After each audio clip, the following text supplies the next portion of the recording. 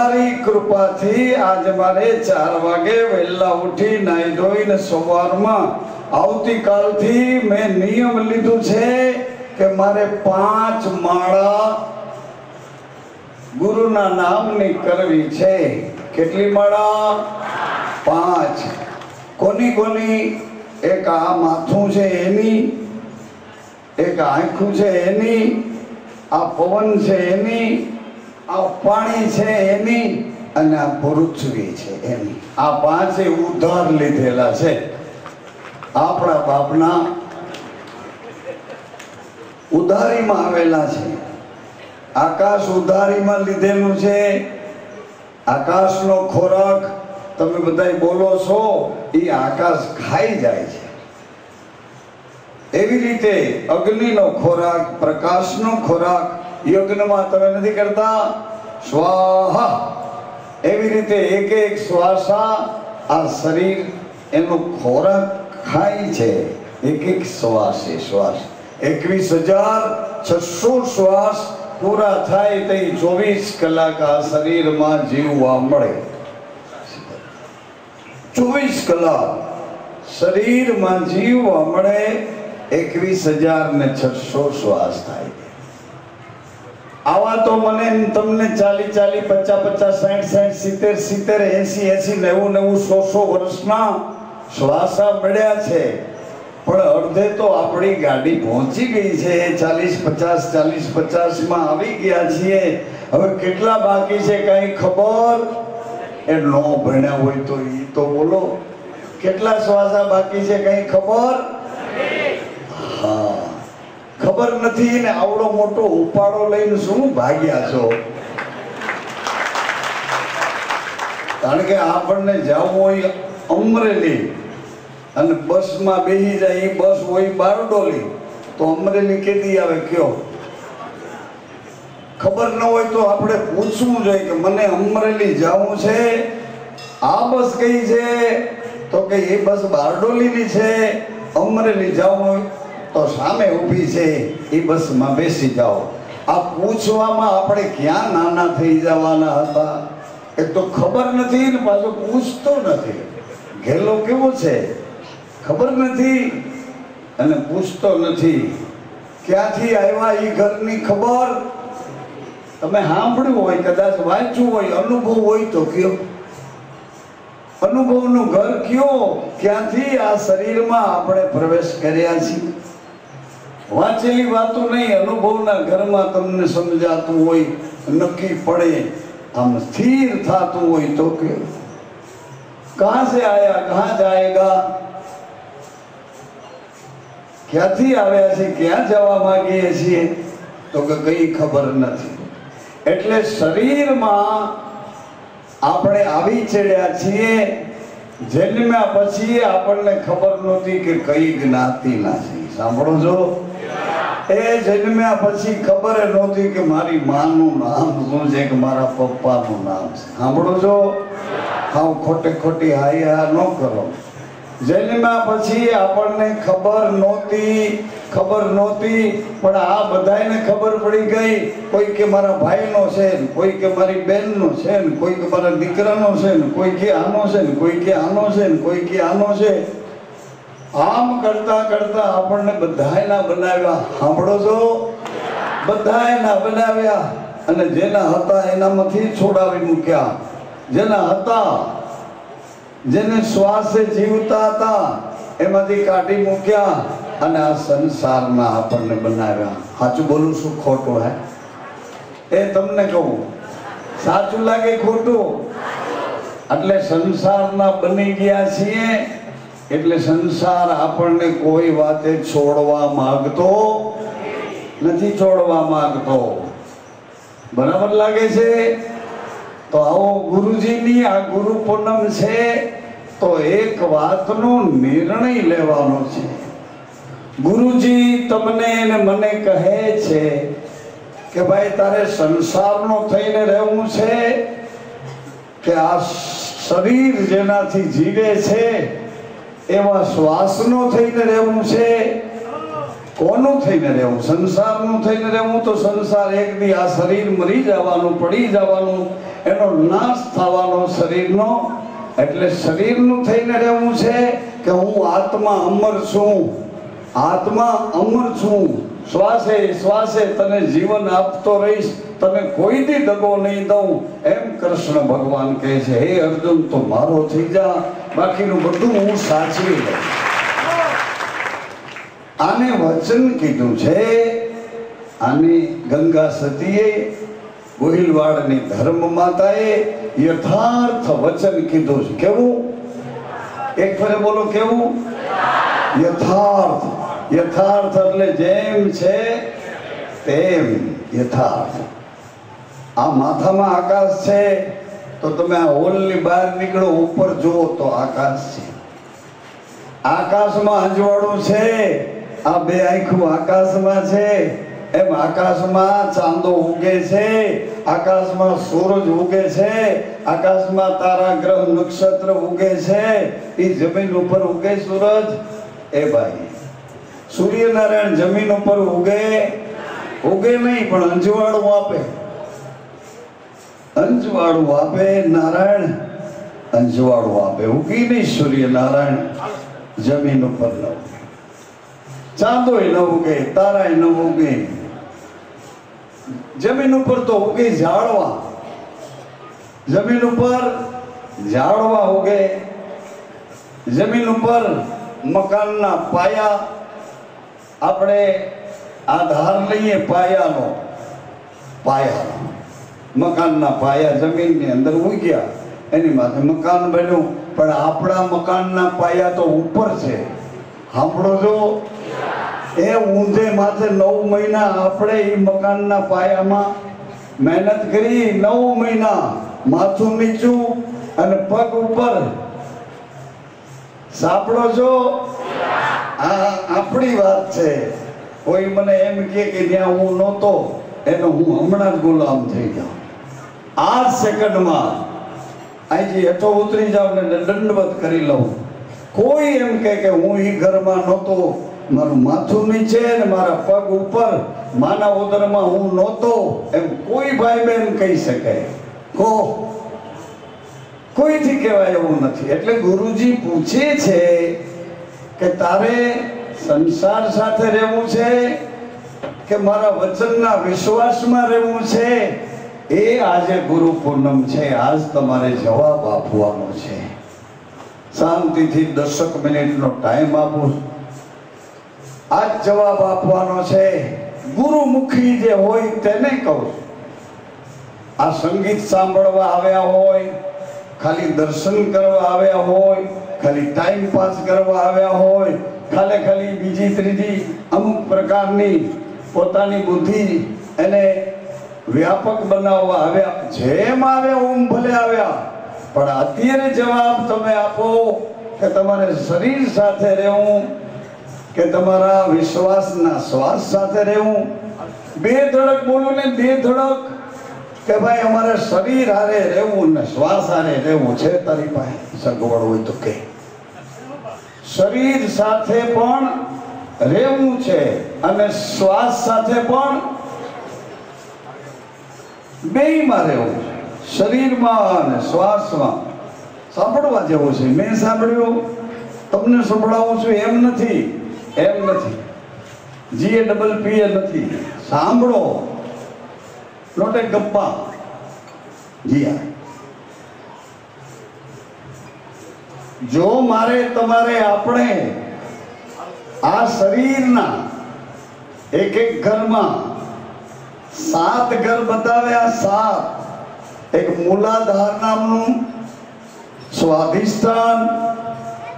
એમ કરતા મણિપુરમાંથી એમ કરતા એ બધાય ચક્રો તમે ઓલામાં જોયા છે. આ પતંજલિ યોગ વિજ્ઞાન એમાં રામદેવ બાબાએ એ ઘર બધા બતાવ્યા છે કે અહીંથી આટલે જવાય, અહીંથી આટલે જવાય. પણ એ આપણને બધાને લાગુ પડતું નથી કોઈ વાતે. કારણ કે જિંદગીનો જાજો ભાગ આપણે વિષય વાસનામાં રોકાઈ ગયા છીએ. એટલે અત્યારે જે કંઈ પ્રયત્ન કરીએ એ પ્રયત્ન વિવેક વાળો કરવો જોઈએ, વિવેક વિનાનો નહીં. અત્યારે મારાથી સેવા થાય, મારાથી સમરણ થાય, મારાથી બે ધૂનના બોલ બોલાય, શ્રી રામ જય રામ એવું થાય. પણ અત્યારે મારાથી જે યોગના ઊંડા ઊંડા અભ્યાસના પ્રકરણો છે એ મારાથી ન થાય. સાંભળો છો? એટલે સદગુરુએ એક એવી આપણને સામગ્રી આપી, પ્લીઝ એક કાઢી. સદગુરુએ સામગ્રી આપી. આજે સામગ્રી એ આપી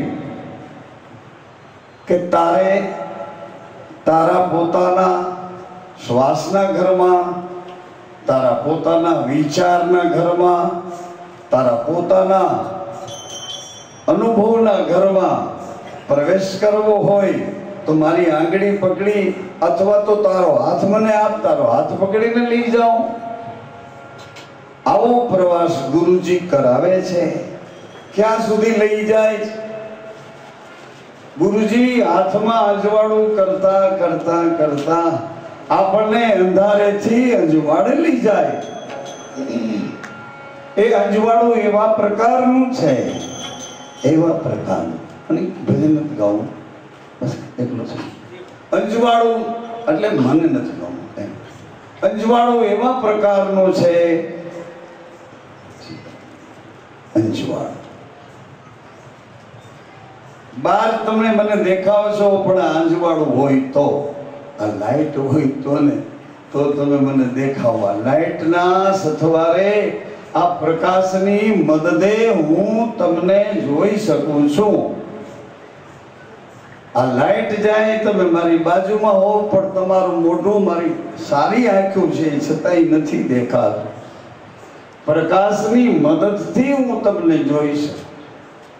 એમ આ શરીર શ્વાસની મદદથી ત્રણ વસ્તુ પ્રાપ્ત કરે છે.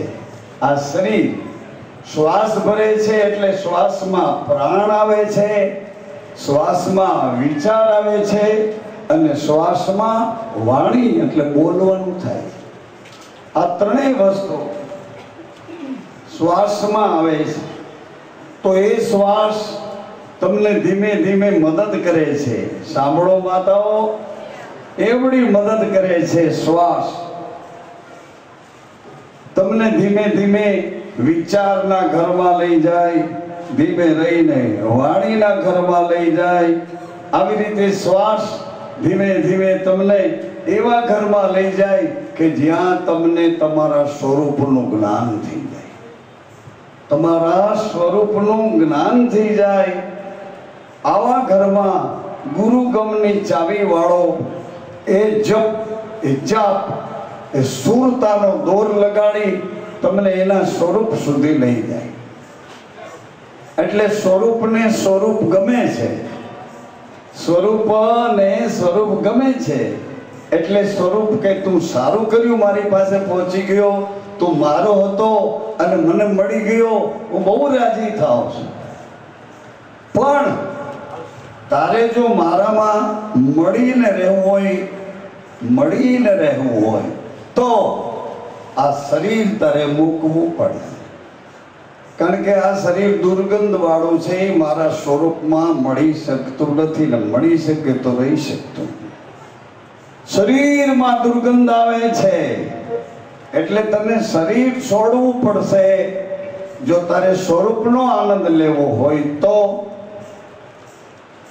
એટલે સાધકે આપણે વિચાર કર્યો કે ભાઈ આ શરીરને તો હજી ઘણો ટાઈમ રહેવાનું છે, અને શરીર આ સ્વરૂપમાં આપણે મૂકવું પડે તો આપણે સ્વરૂપમાં નથી રહેવું, આપણે શરીરમાં ઉતરી જઈએ. વળી શરીરમાં આવ્યા પછી એમ થયું કે શરીર તો સાજું માંદું થાય છે, શરીરને તો રોગ લાગુ પડે છે, શરીરને તો એટેક આવી જાય છે. એટલે વળી એમ થયું કે હાલ શરીરમાં નથી રહેવું, આપણે શ્વાસમાં રહીએ, વિશ્વાસમાં રહીએ. વળી પાછા ગુરુ પૂર્ણિમે આવ્યા કે બાપા અમને એમાં નથી ફાવતું, અમને એમાં શરીરમાં નથી ફાવતું. ઘડીક કે શ્વાસમાં નથી ફાવતું, ઘડીક કે શરીરમાં નથી ફાવતું. એટલે મહારાજ શ્રીએ કહ્યું કે તારે શરીરમાં રહેવું હોય અને શ્વાસમાં રહેવું હોય તો એવી એક ચાવી બતાવું. શરીરમાં રહેવા દઈશ અને શ્વાસમાં રહેવા દઈશ. એ ચાવી ચોથા પદની ચાવી છે. 1 2 3 અને ચોથું. अब चौथा पद पाया संतो, अब चौथा पद पाया. चौथा पदમાં શું છે યાદ કરાવું.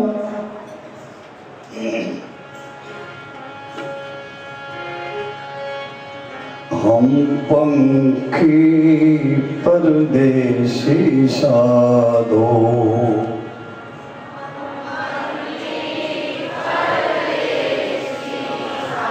શાંતિથી બોલો, મન આનંદ આવશે તમારા આત્માને. તમે તો ઉલ્કા પાતમાં છો પણ આત્માને આનંદ આવશે.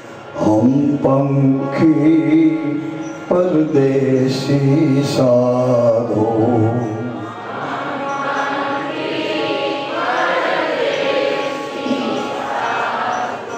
आरे देश के नाही रे. बोलो बोलो.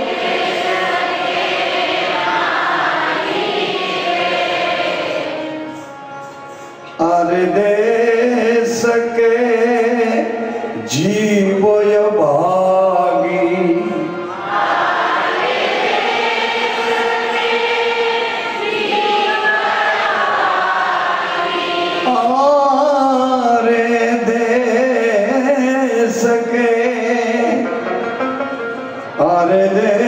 सके जीवय भागी.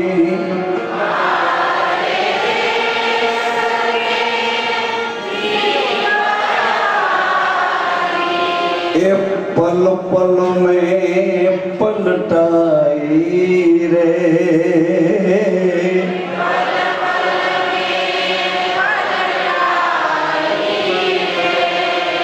हम पंखी परदेसी साधो,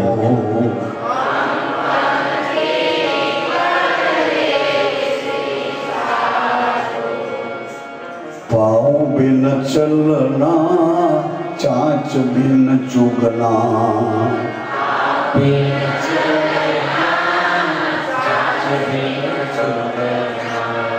पाँव बिन चलना, चाँच बिन चुगना.